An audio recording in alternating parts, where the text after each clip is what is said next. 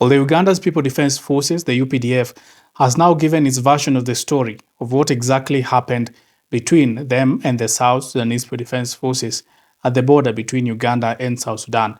In this video, I'm going to tell you about that particular encounter that the UPDF had with the South Sudanese People Defense Forces within the eyes of the UPDF, what exactly happened, and the claim that the South Sudanese People Defense Forces established an outpost inside Uganda and terrorized the people of Uganda before the UPDF retaliated.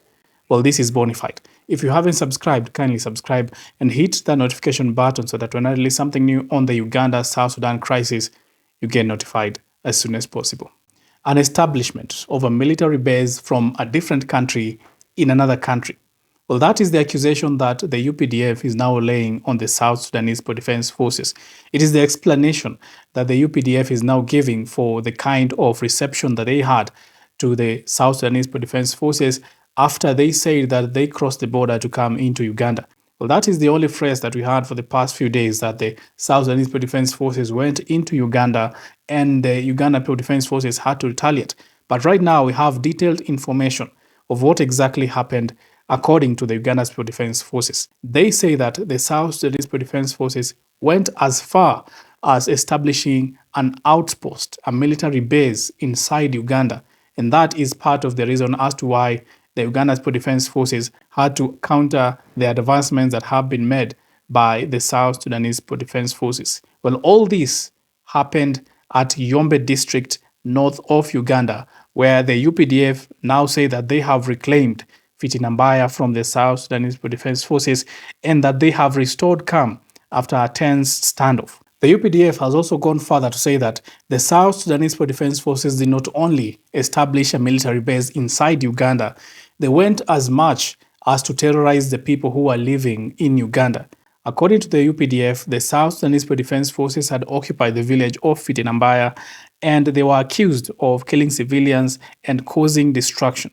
A Ugandan and 4 civilians lost their lives in the hands of the South Sudanese People Defense Forces in North Uganda, and that is part of the reason as to why the UPDF says that they had to go and counter the advancements that were being made by the South Sudanese People Defense Forces. So the UPDF is now coming out as the victim in whatever happened in the northern part of Uganda. And the UPDF goes as much as to say that the South Sudanese People Defense Forces displaced over 1,000 Ugandans and engaged in violent activities, including leading to the loss of lives of at least 1 Ugandan civilian and UPDF soldier. But one of the major reasons as to why the UPDF says that it had to counter the advancement of the South Sudanese People Defense Forces is that they went into Ugandan soil and set up a military base. That is the reason that has been highlighted mostly in that report. The setting up of the military base on Ugandan soil was the red line that the South Sudanese People Defense Forces should not have crossed,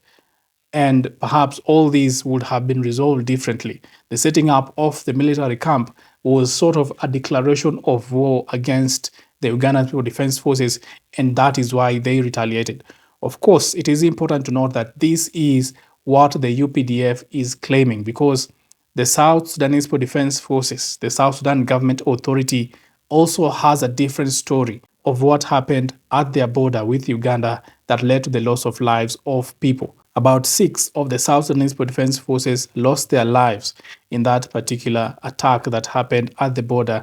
And the South Sudanese People Defense Forces, together with the South Sudanese government, they are saying that Uganda are the aggressors, that they did not hear any sign, they did not hear any call from the UPDF to vacate whatever territory that they were in, whatever region that they were in at that moment. They were simply attacked and ambushed out of nowhere by the UPDF, and that is the reason as to why they had to retaliate, leading to the loss of lives of 1 UPDF soldier. Now, with both countries giving their own versions of the story, what remains blurred and what remains hidden is the truth. But what is actually happening at the border is that people are still suffering. The people have still been displaced. People who were living in these neighborhoods, some have lost their lives because of these attacks between the UPDF and the South Sudanese People Defense Forces. What we know so far is that the Uganda's People Defense Forces has deployed to a number of 700 troops at the border with South Sudan to reinforce the troops that had been there previously. 700 of the Uganda Civil Defense Forces were deployed just a few days ago, as well as very tactical arms and military equipment, including tanks, have been deployed to the border with South Sudan because of this particular activity that happened just a few days ago. Now, it seems as if the border between Uganda and South Sudan has been militarized, with Uganda now pointing their fingers at South Sudan, saying that they are the aggressors, they are the ones who went into Uganda, they terrorized the civilians in Uganda, they set up a military camp in Uganda. Now, all eyes will be at General Muhoozi, who will in few days fly to Juba to meet the President Salva Kiir and discuss about the issue that is happening at the South Sudan southern border, Uganda's northern border, what exactly is happening and what will be the diplomatic solution forward between Uganda and South Sudan. Will there be mapping of the boundaries between South Sudan and Uganda, or what exactly will be the decision that South Sudan and Uganda will come up with regarding this contentious border between them? Well, I will keep you updated and informed of the latest of what will come out of this crisis between Uganda and South Sudan. Keep it bona fide.